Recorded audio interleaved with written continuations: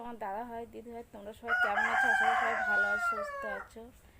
এই যে তোমাদের দাদা ভাই বসে আছে, আর আমি রান্না করব। এখন দুপুর 12টা বাজে।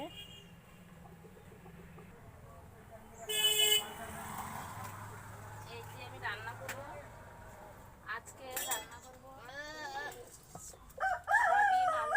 আজকে রান্না করব এই যে কুমড়ো, আলু আর সয়াবিন দিয়ে একটা তরকারি করব, আর এই পটলগুলো ভাজা করব।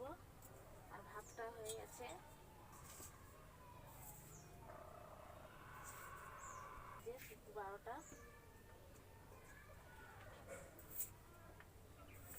নিয়ে আসি, এই কাটা আলু দিয়ে। এই যে আলুগুলো ভালো খেতে, একটু সামান্য করে কেটে বাদ দিতে হয়। আলুগুলো ভালো, এখন আলুর দাম তো প্রচুর বাজারে, আলু আর পেঁয়াজের দাম। কাঁচা আলু আর বাজার থেকে একটু করে কেটে বাদ দিতে হয়, বাদ দিলে আলুগুলো খুব ভালো।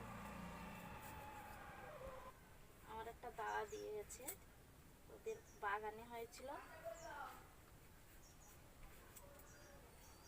আজকে সকালে এসে দিয়ে গেছে।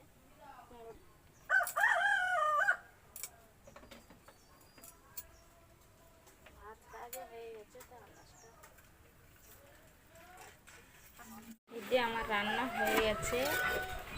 এই যে কুমড়ো আর একটু পটল ভাজা করেছি, আর এই যে সয়াবিন আলুর তরকারি, কুমড়োও দিয়েছি এতে। যে ভাত বাড়বো, এই ছিল আজকের আমাদের খাওয়া দাওয়া।